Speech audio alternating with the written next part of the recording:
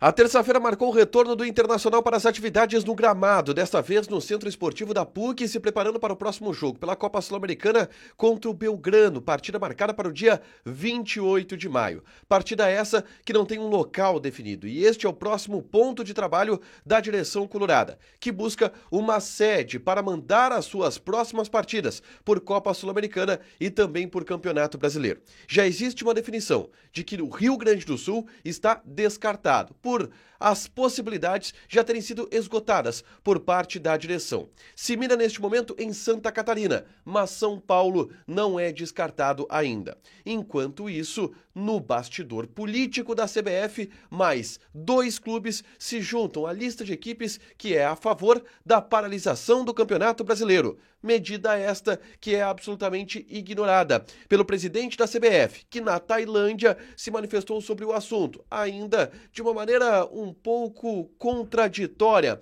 afirmando que vai acatar, mas somente no Congresso Técnico do dia 27 de maio. Esse é o Diário do Inter KTO desta terça-feira, 14 de maio de 2024.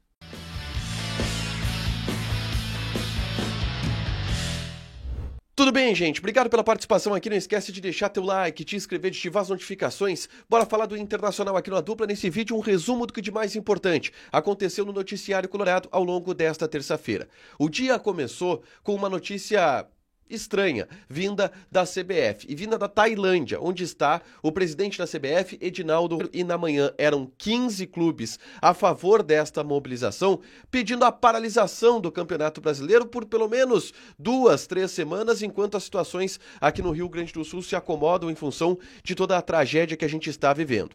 O presidente da CBF, na Tailândia, deu uma resposta que beira o ridículo.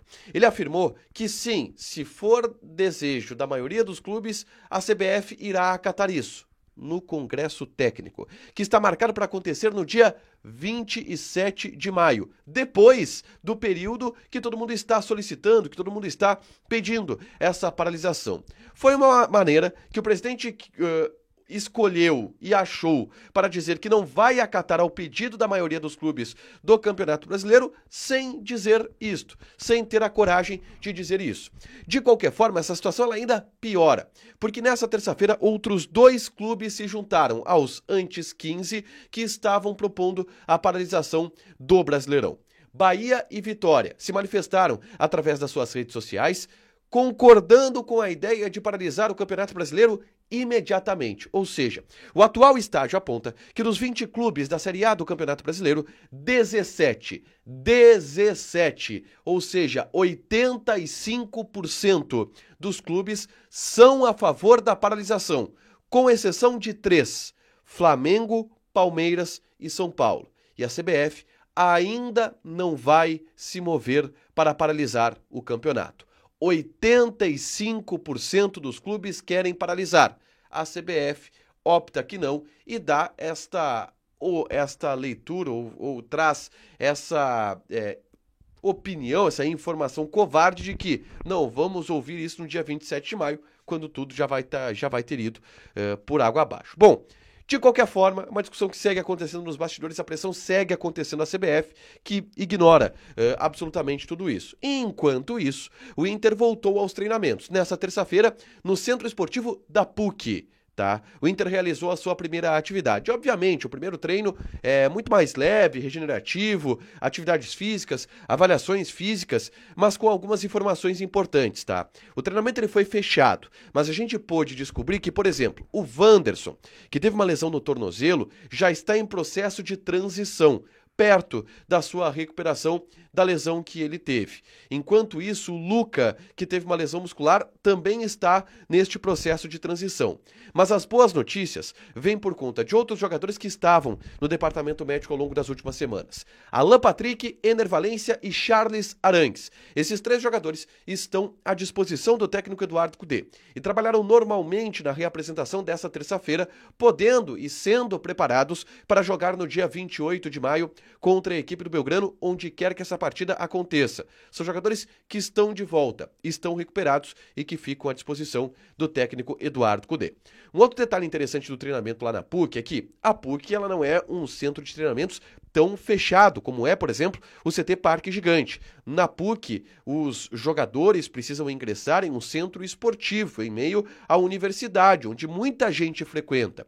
E vários jogadores pararam para tirar fotos, dar autógrafos, interagir com torcedores que estavam nas redondezas do centro esportivo. O Inter deverá organizar nos próximos dias algumas ações para que esses jogadores tenham contato com as pessoas que estão abrigadas na PUC, que, enfim, foram vítimas da enchente e que estão abrigadas na PUC nesse momento. O Inter vai organizar tudo isso, mas o primeiro treinamento já teve esse contato entre jogadores e torcedores nos arredores do centro esportivo da PUC, tá?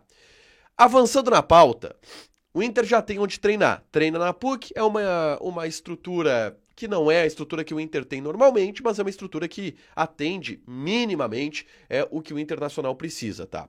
Mas agora o Inter precisa se preocupar em onde vai mandar a partida do dia 28 de maio contra o Belgrano. E esses trabalhos já estão acontecendo.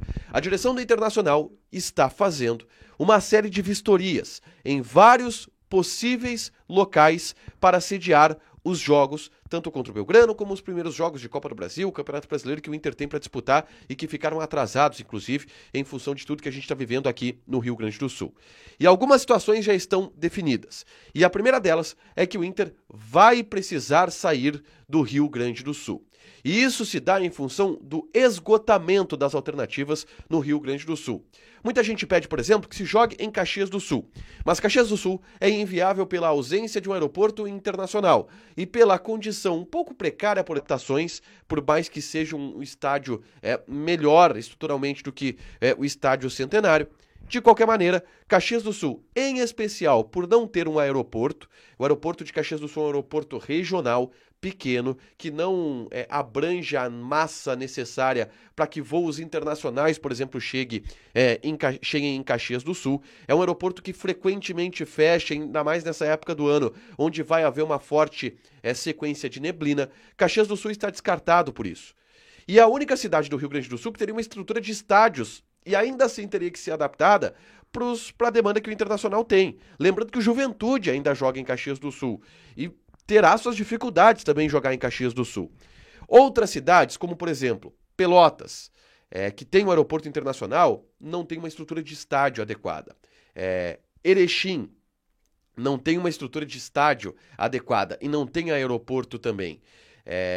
E são os grandes estádios, os grandes locais onde o Inter poderia se mudar dentro do Rio Grande do Sul. Dentro disso, se chegou à conclusão e se analisou todas essas possibilidades, mas se chegou à conclusão de que no Rio Grande do Sul não será possível. Não há local no Rio Grande do Sul. O Uruguai, Rivera, está descartado, porque se busca uma alternativa ainda em solo brasileiro por algumas facilidades de logística.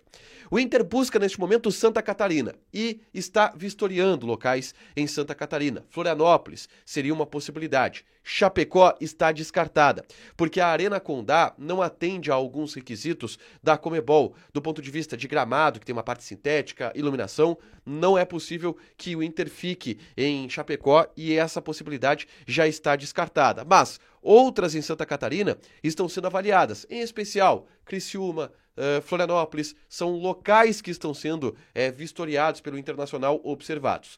Se não houver a possibilidade em Santa Catarina, a opção C, e que o Inter vai buscar, e que aí certamente existe a possibilidade estrutural, seria o interior paulista. O interior paulista dá completas condições do ponto de vista estrutural para o Inter realizar os seus trabalhos, de treinamentos e também de jogos. Qual é o problema? O Inter não quer se afastar tanto do torcedor e por isso busca uma alternativa em Santa Catarina. O que se fala no bastidor colorado é que se busca um meio termo de apoio do torcedor, mas estrutura para trabalhar. Essa é a ideia do Internacional. Para fechar, gente, eu quero agradecer a KTO por ceder este espaço aqui do Diário do Inter KTO e convidar vocês a doarem. O QR Code está aqui na tela, uma campanha do Debate Raiz que já arrecadou mais de R$530 mil que serão destinados diretamente para as vítimas das enchentes aqui no Rio Grande do Sul. É só acessar o link que vai estar fixado nos comentários ou então com a câmera do seu celular nesse QR Code aqui. É a câmera do seu celular, não é o aplicativo do banco, é a câmera do seu celular. É só vir aqui, vai te levar para um site que você coloca nome, o valor que você quer doar e uma mensagem no nosso Live Pix de campanha, tá bem? Na KTO, tu coloca o cupom ADUPLA e ganha 20% de bônus em cima do teu primeiro depósito. Vai lá, dá uma brincada para desopilar também, nesse momento de estresse, esse momento de tensão que a gente está vivendo aqui. Deixa teu like, te inscreve, ativa as notificações que vai ter mais conteúdo aqui no canal. Beijo!